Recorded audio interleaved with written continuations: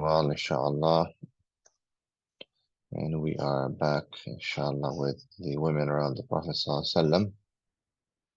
Our book, inshallah. And we were left at Haram bin Milhan, radiallahu anha. Now, so last time we talked about, Sulaim, and now there's a connection between Haram and Sulaim. They are sisters, okay, brought together by Islam and Iman.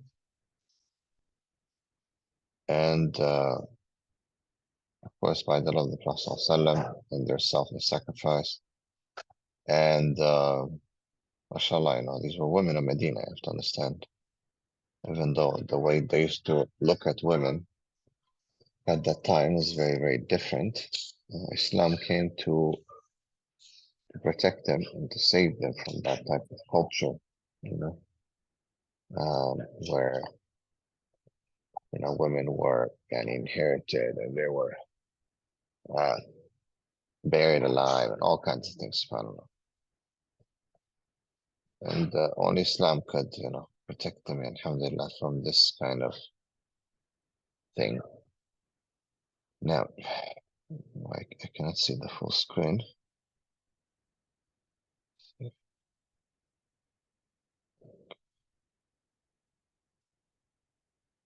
can you go up, please? Down. Now, okay, so Milhan, this is their house that they grew up in, and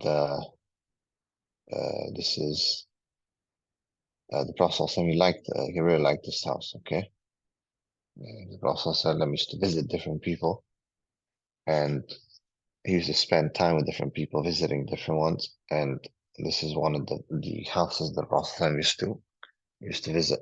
You find many hadith where Prophet ﷺ is sitting and visiting. The Prophet ﷺ would sleep in people's houses as a guest and so on. So it's not like any Prophet ﷺ was like, he was very social. He was a very social person. Sallallahu Alaihi Wasallam. Now let's go down. Now, we know that Anas ibn Malik, radiallahu anh, was the son of Sulaim, right? And this, we know the beautiful relation that, she had to the Prophet sallallahu alaihi wasallam. And her sister Haram was also very, very important. And he said, sallallahu alaihi wasallam, about Haram and Sulaim, and he said about Fadl and her sisters, right? About their stature. Let's go down. That they're really trustworthy sisters. I remember they're sisters. And Haram, she was married to Ubadah ibn Samit. Now, Ubadah ibn Samit is a great, companion. I hope you know this name. Ubadah ibn Samit, radiallahu anh, is a great name. So I hope you know who Ubadah is. Let's go down. And from Pledge of Aqaba, when we talked about this, he was one of the people, the Ansari. Okay, so he was from who? He was from Medina. Okay, he's one of the Ansar. And he was one of the chiefs of his clans. He also took part in the Battle of Badr. And he also came and attended most of the campaigns of the Prophet ﷺ, especially even after that, during the Hurub Ridda. And he became martyr in the Battle of Yarmouk. Okay, the Battle of Yarmouk against the Muslim al-Kadhab, right? Ubadah was also the first teacher and judge in Palestine. Okay, and this was given to him by Umar al-Khattab, as we know. Imagine that. We're talking about the time of Umar when they took over Palestine, But he was assigned as a qadi, as a judge. And he witnessed the conquest of Egypt by Amr al-As, right? Amr al-As, he was the, he did the conquest of Egypt. Now, all right. He fought his first marine war to conquer Cyprus. And that's is where Haram went with him. That's another story. But if you ever go to Cyprus, alhamdulillah, I had the blessings to go last year, to go to Cyprus, and some of the old masajid there, especially one masjid that they put together. I saw it, and this the hadith of and Amar's name and Haram's name is mentioned. Now, um, the family of Minhan. Okay, so Minhan is the father was in Cuba, and they lived amongst the palm dates plantation. If you ever been to Cuba, okay, you find the big plantations of palm trees till today. Now, before there's probably more, but you find, and you would think that, mashallah, it's a desert area, but it's a beautiful mountainous area that has a lot of date palm plantations. And they lived, of course, in a very honorable place. And if you know, this was the first place the Prophet was stopped in at the way to Medina, just before entering Medina. It's just outside. And of course, there's Masjid al-Quba there. And this is a very important masjid because that's where the Prophet ﷺ and he stopped. Um,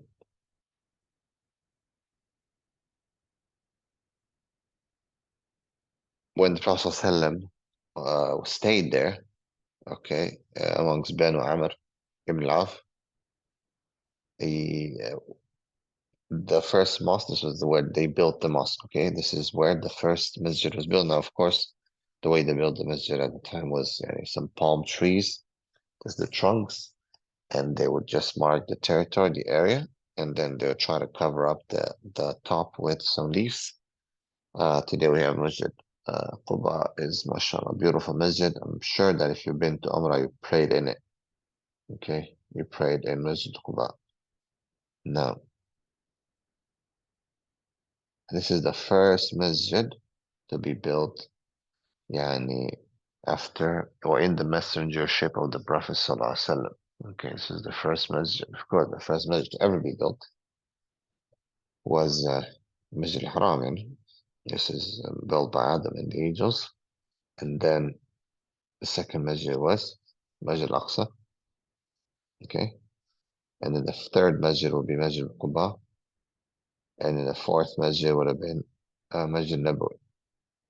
All right, so these are the four masajid that were built in the history, all the history of Islam. You're talking about like proper masajid. Of course, yani, if you think about it rationally, of course, and after Adam and Ibrahim, there's people came in and worshipped Allah. And, they built different masajid. But in the history, these are the main masajid. Okay, do you understand what I mean? Because masjid is just a place of prayer. Now, let's go down.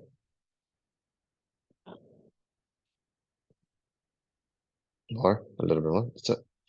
So, but every time the Prophet would pass through there, and it's not a big distance by these days, but back in the days by camel or horse or whatever, it would have been a little bit of distance. Okay, but every time he would always visit and have a Qailula there. Here they're translated as a siesta. What is the difference or what is it? It's the same, and it is siesta, and because the Mexicans and the Spanish they call it like that. But it's taken from the Muslims. Muslims would love to sleep in the afternoon, to take a nap. And as I said, he would visit this house and he would have a nap there. He would chat and talk to them and teach them. And they'll present them with food and all that. And the Prophet really loved them. Okay? And this was the house again of Sulaim as well. Haram. Right?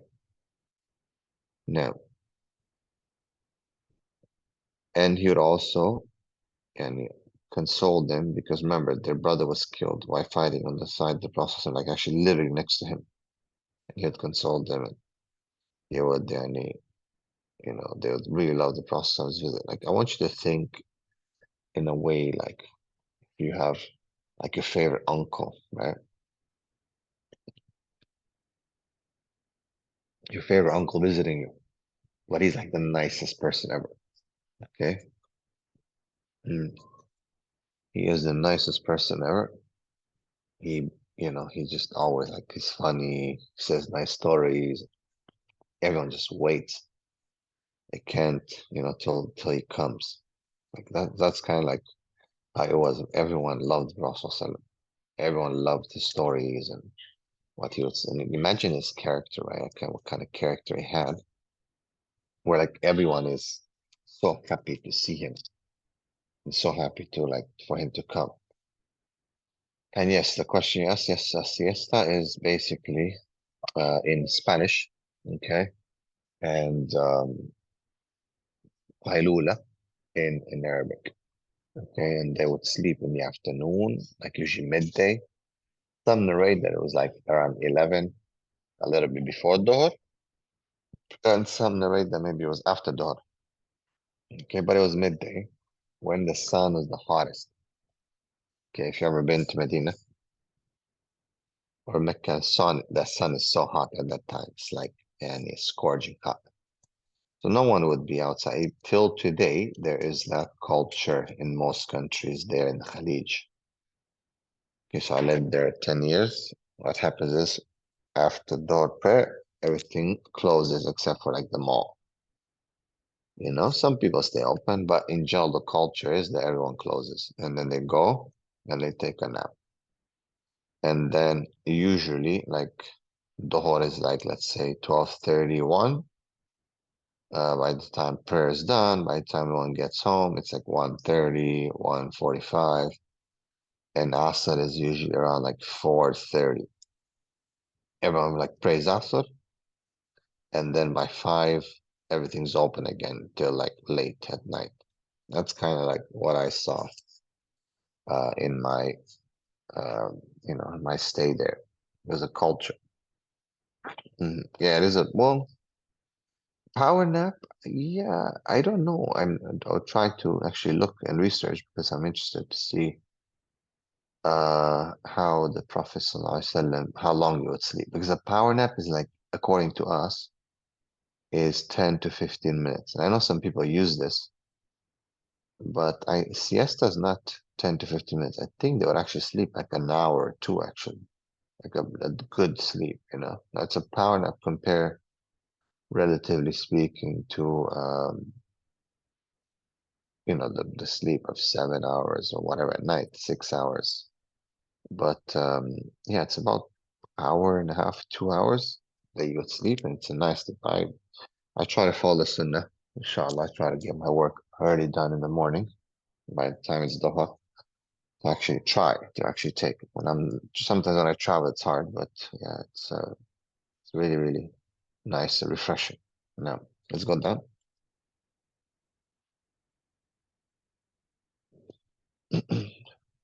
Let's mention the story of the martyrdom.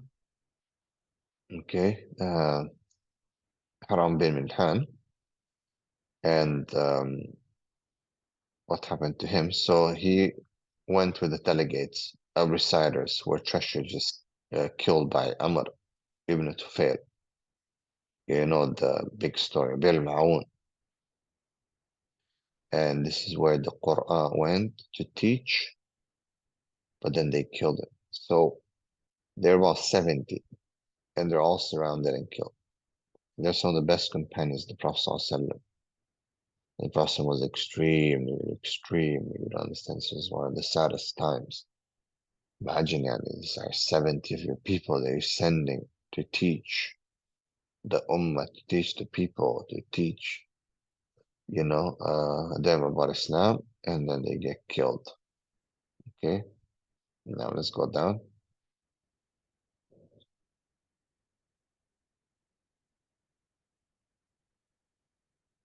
And this is yeah, the beautiful story. There's something nice that happened that is recorded actually in the Seerah, where and when he got hit by the sword, he said, "Fustu Rabbul Kaaba, Fustu wa Rabbul Kaaba." يعني فزت يعني فاز فوزا عظيما. I'm victorious. Okay, I am victorious. فزت رب الكعبة. It's a statement that he said. Now, meaning يعني imagine well, death is not something easy that I don't think anyone is looking necessarily forward to, if we're honest. But these people are at a different level. Sometimes when I read, I'm like, is this an exaggeration? Just like real, that these people are so brave and so their desire to meet Allah subhanahu wa ta'ala was so strong. يعني وَأَمَّا مَنْ خَافَ مَقَامَ رَبِّهِ جَنَّتَانِ, right? And the one who stands and fears the standing of the Lord, he'll have two gardens. And as we know in the hadith of Prophet ﷺ, for whoever pleases and is happy to meet his Lord, then Allah is happy to meet him, right? Now, of course, there's fear standing from Allah subhanahu wa ta'ala. These two do not contradict. At the same time, you are happy to meet Allah subhanahu wa ta'ala. Now, let's go down.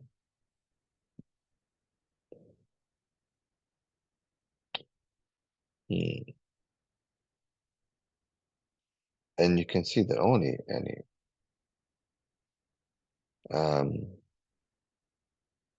only person of strong iman can have this kind of quality. And when we talk about iman, and a lot of people, they think, okay, I pray and I fast and I have iman, and that's it. Of course, it's very important. Or they think, okay, I'm covering and I have iman, okay, or I'm attending some durus and I have iman. But iman is way beyond that. The durus and the covering, the clothing, and the knowledge and the salah and all these things, they are foundational. I don't know why today, this time, we're competing with each other in foundational things. But these people, radiallahu anhum, these Sahaba, they had on another level. Like they're competing in the war. This is a different level. And that's why I must say that it's never easy to distinguish the munafiqeen from the believers, except in one place. And in Salah, how do you know? The person who might be praying next to you might be a munafiq. He might be hiding his Islam. And he's not really a Muslim for whatever benefit. Okay, political, dunya, money, whatever it is. The one who fasts, even though you don't know, maybe he's not fasting. You don't know. You cannot. What you gonna do? Go check if he's eating? Unless he's eating for you. The one who's around you, talking. Assalamu alaikum, brother. How are you? MashaAllah. Giving speech even. Maybe he's even giving speech. Maybe he's giving khutbah. He's leading the prayer. He might be a munafiq. But when you go to war, there's no munafiq. In general, when you go to fight for the sake of Allah subhanahu wa ta'ala, there's no munafiq. There's no munafiq in Gaza. Okay? There's no munafiq, these are believers who are fighting for the sake of Allah subhanahu wa ta'ala. Right? And this is why we know Abdullah ibn Ubay ibn Salul, the leader of the munafiqeen, and he would always pull out of wars. And people who did not believe, they would stay away, and they would, this is the litmus test. Okay? Subhanallah. So the Prophet ﷺ, of course, his Sahabas would pass away. He would always have this social construction around them, where if anyone anything would happen to them, he would always take care of people. He would always visit them. Like imagine he would remember, and like Khadija and her, anyone who's related to Khadija, he would always remember them. He would always honor them. Anyone who passed in the path of Allah, he would remember them and honor them. Anyone. And this is the qualities of a great leader, that he doesn't forget about his people. And if you analyze this, I mean, we can just kind of skim over this, but it's important to analyze the genius of the Prophet ﷺ. Not just that, but I guess the sincerity. Because why would you waste your time when you're not a sincere person? When you're not a sincere person, okay, and you are just messing around, and you cannot do these things, man.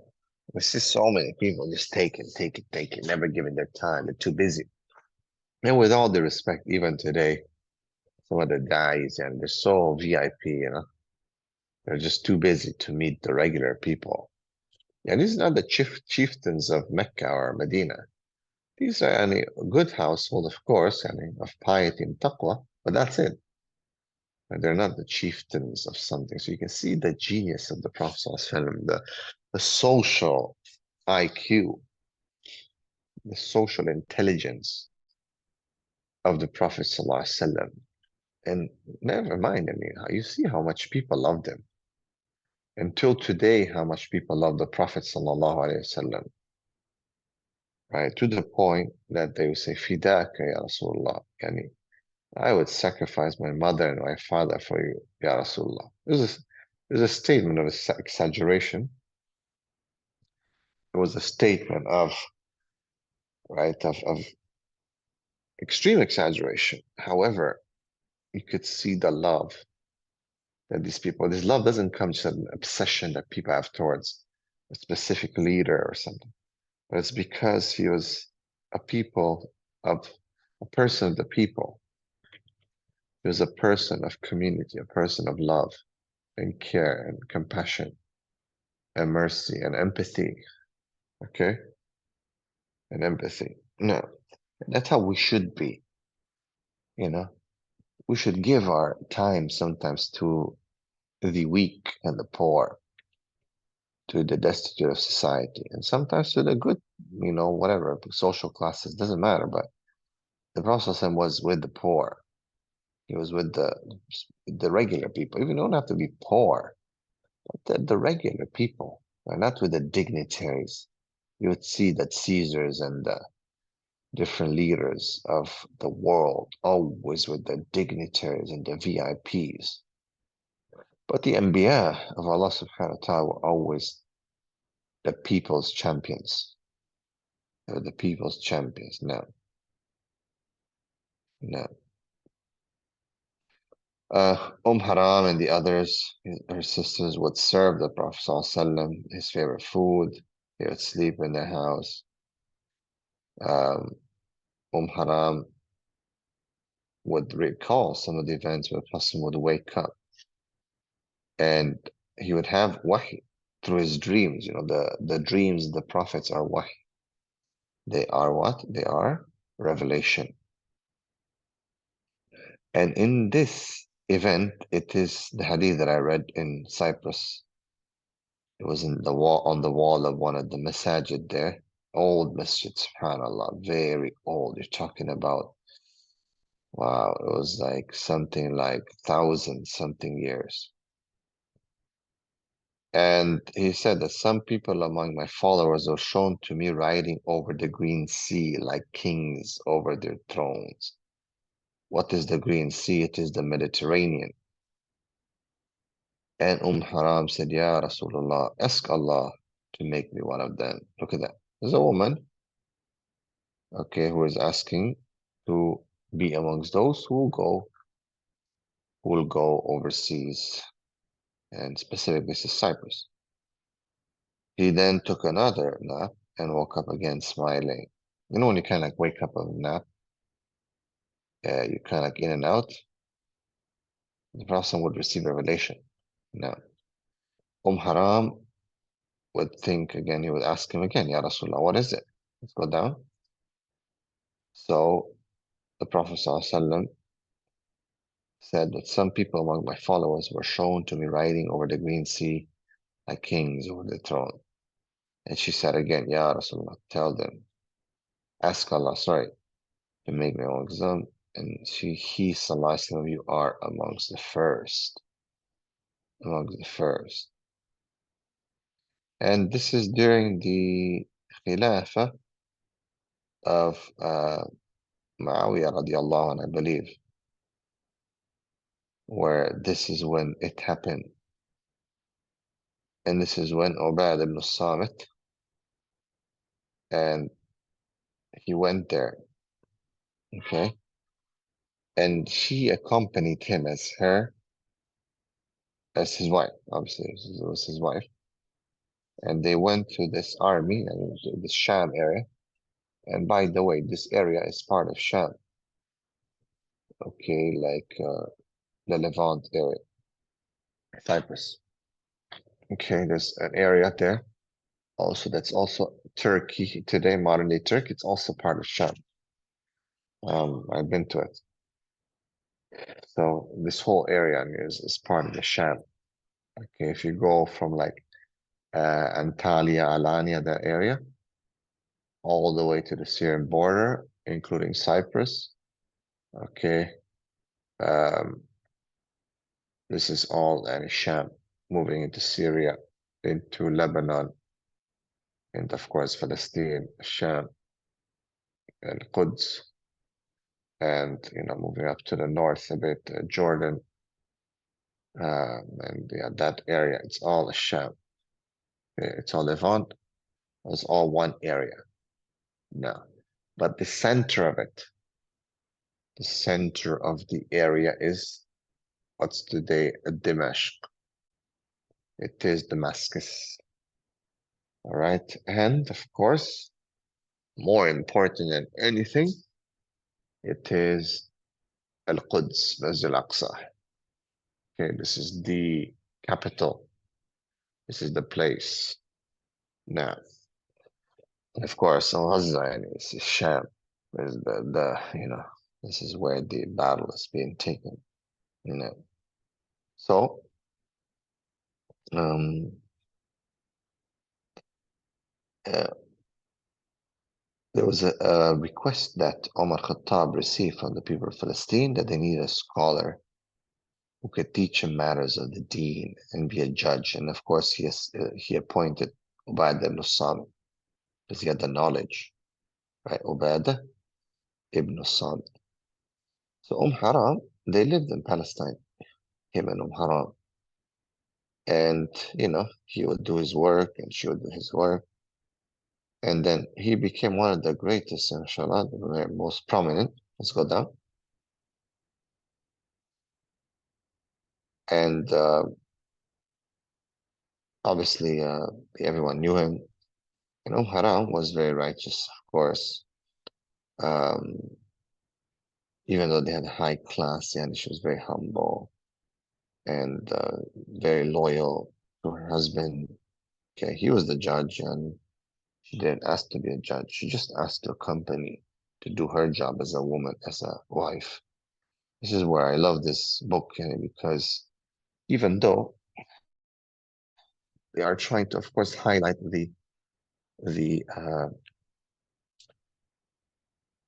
women and their contribution to the history of Islam, you'll find here that it refutes the modern day Muslim women who are always trying to claim positions and to claim position away from their traditional roles given by Allah subhanahu wa ta'ala and the Prophet sallallahu alaihi wasallam. When you see this, these were the best women. And they were not how the women of today they are and what they're trying to claim. We find that this is what women should follow. Right? Loyalty, taqwa, piety. Even though these women, you have to understand, they're coming from a stock of, mashallah, of great women of the the Ansar and the Muhajirin. These are the women that were with the Prophet ﷺ. But their humbleness and their piety was unmatchable. And you're talking about rough people, yeah? They're coming, keep in mind, yeah? We're talking about desert people. We're talking about mountainous people. We're talking about, people who became civilized by Islam. And before Islam, they're not civilized. You have to understand that. The feuds and the wars and the issues that they would have, they were not civilized people. All right? But Islam civilized them so quickly. So we see in this a proof and evidence of how women, the loyalty that they would have to their husbands. SubhanAllah. And some of the Sahabiyah, they used to say that we used to treat our husbands and talk to them and address them like al-muluk, like the kings. Of course, the modern day woman would be like, oh, that's so bad, oppression. I don't need to be anyone's slave. I can just do whatever. I can just almost hear these young women these days who have been brainwashed by modern day universities and colleges, and having this attitude. While these Sahabiyat, it's not me saying this. This is the author and the history. We're on another level. Yes, doesn't mean that there was some doormat.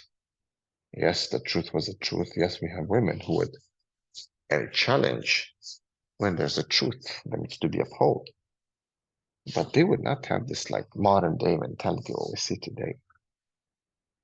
That I have to be like a man, or I have to do this and do that, and I'm an independent woman, blah, blah, blah. Right? And this is why it's important to study deen, for everyone to know their place.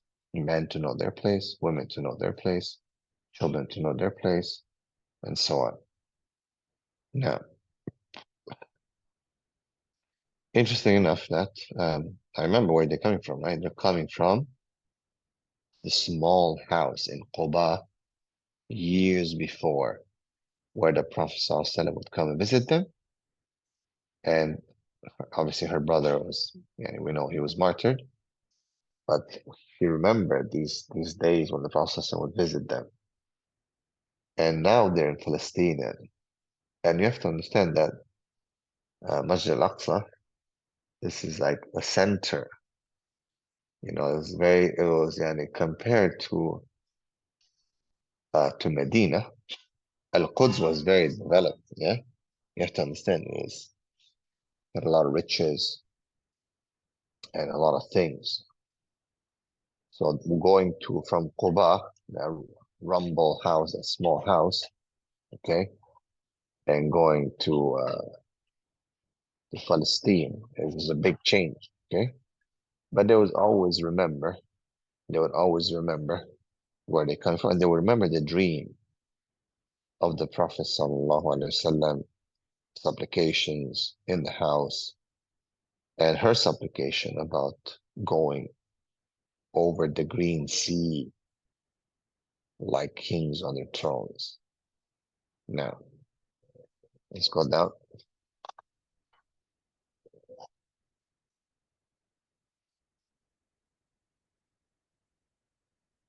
Go downward.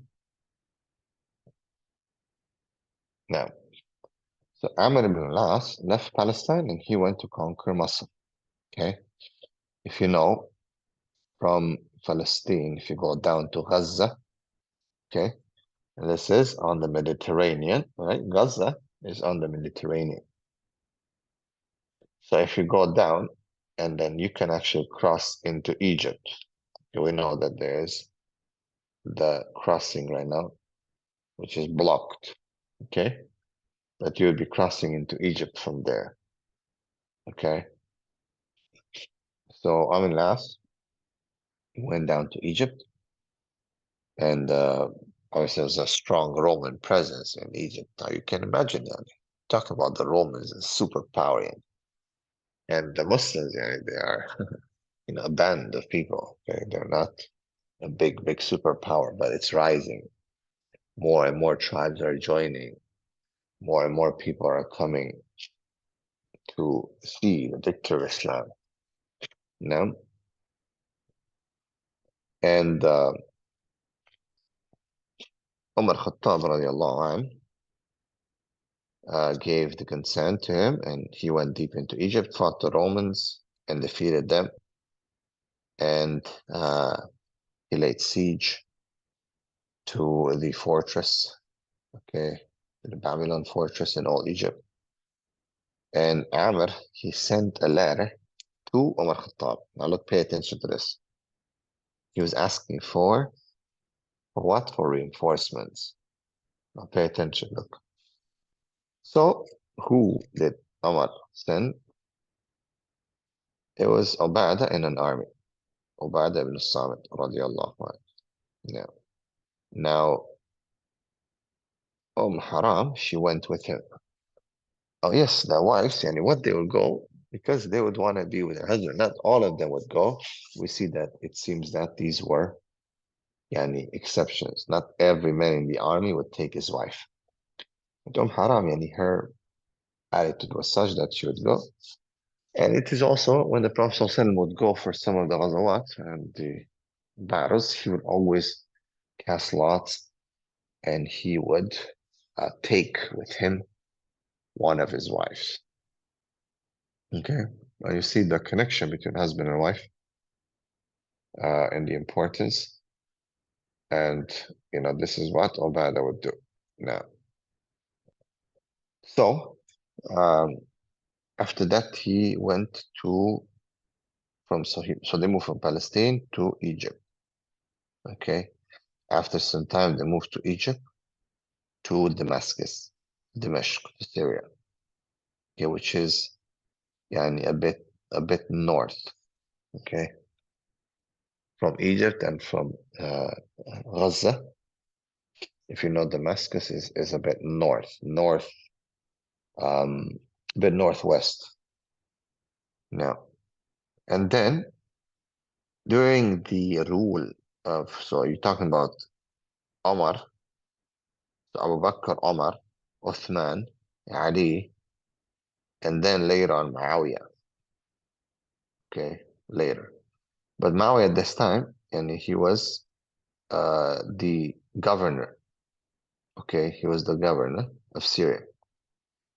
And he had been worried by the different people. They're trying to attack, the Roman army is trying to attack. So he understood the strategic position of Cyprus, which was a Roman station. So he sent to Umar radiallahu anh, seeking permission to attack Cyprus. And Omar first, he refused the request.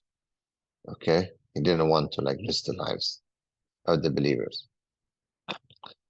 However, when Uthman radiallahu anh became caliph, and this is you're talking about Abu Bakr, Omar, and Uthman right after, then Muawiyah, he tried again. Now we know that they were connected, they were related, right?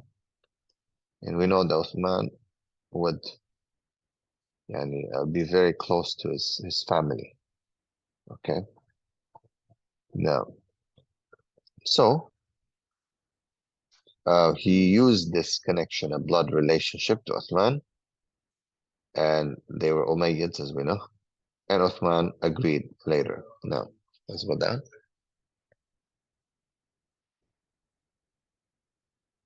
So he gave Muawiyah this honor, and to launch the offensive. And with the help of experts, Muawiyah went in, he took the ships. It was a huge naval fleet. This was the first Muslim naval fleet. Okay, the first Muslim naval fleet was led by Muawiyah radiallahu anhu. And they attacked Cyprus. Okay, now let's go down.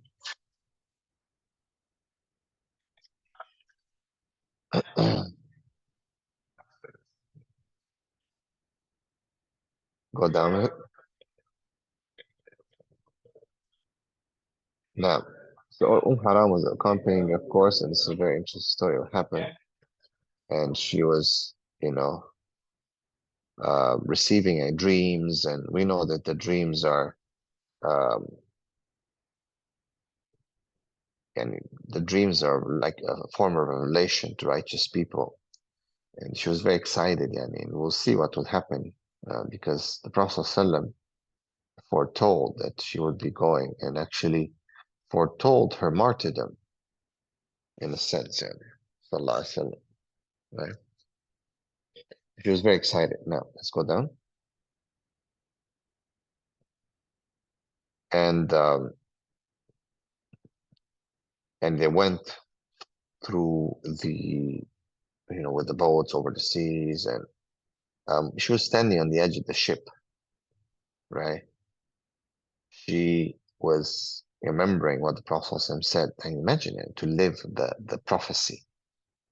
Imagine living the prophecies of the Prophet ﷺ, conquering these areas, as he ﷺ said, to actually fulfill this. Imagine, um, you know, um, the Sahaba, and so many hadith about the conquest of Syria, right? And imagine entering about Quds, and imagine entering it, and all these things were given in. A lot of them were given when? They were given during the digging of the trench in Ghazatul Khandaq, right? When they're attacked, yani, and they have nothing. They have nothing, yani. They look like khalas, yani. They're gonna be taken down. Yet the Prophet ﷺ is saying, Allahu Akbar. I've seen the keys to Rome and the keys to this and the keys to that. And he's giving these prophecies.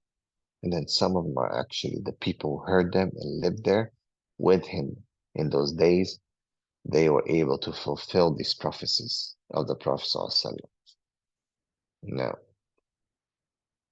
let's go down.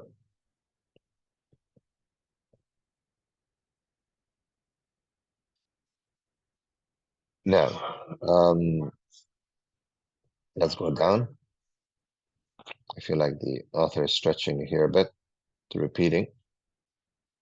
Sallallahu Alaihi Wasallam. Let's go down. Now, so once the ships arrived on Cyprus coast, and the beautiful thing, I had the honor and the blessings of actually taking a ship twice, over that sea. And one of them was a longer time, about 8 hours. And the second time was about 2.5 hours. It was a faster boat. SubhanAllah, it's such a big sea. And at one point, khalas, you don't see anything. Right, from the Turkish coast. And then you go up, you go down south, sorry. And literally, khalas, and you leave the coast and you don't see anything else.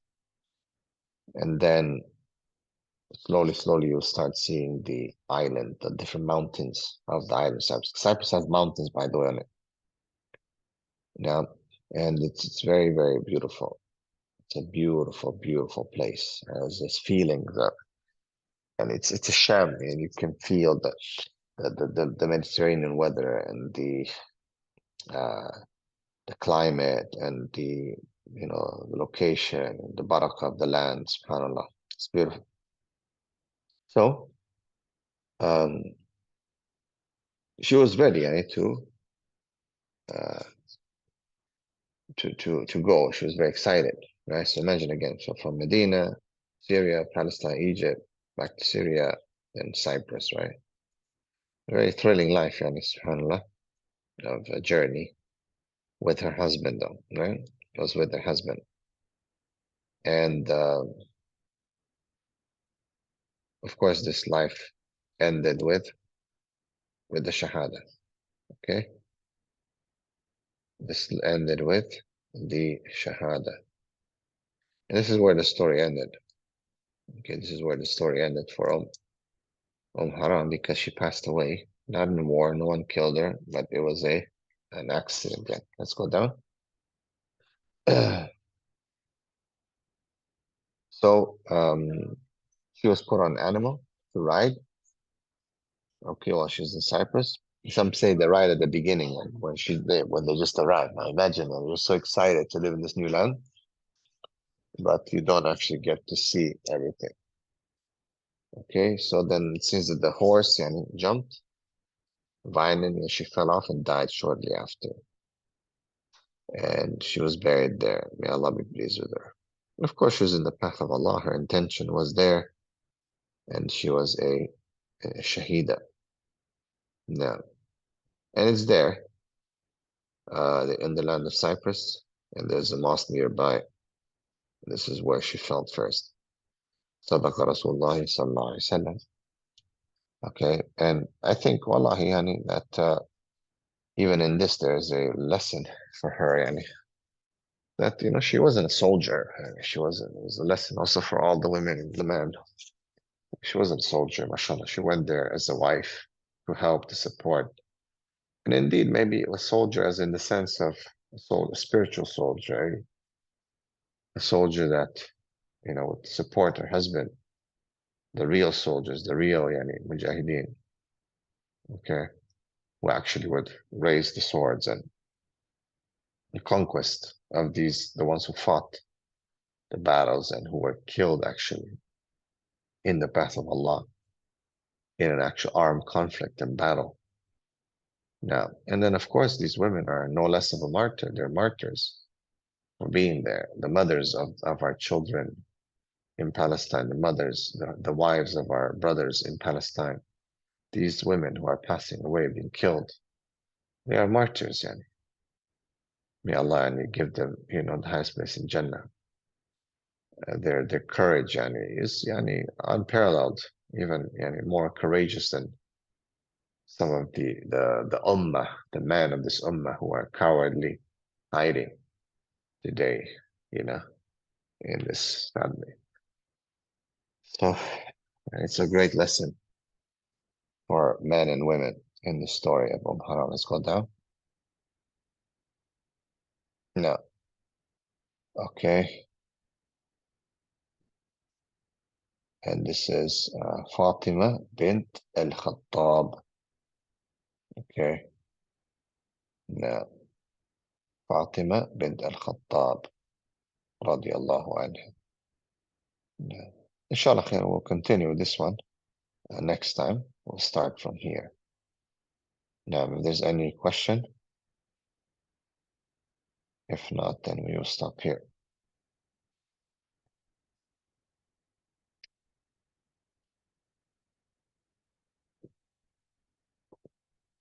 Okay. Barakallahu fikum.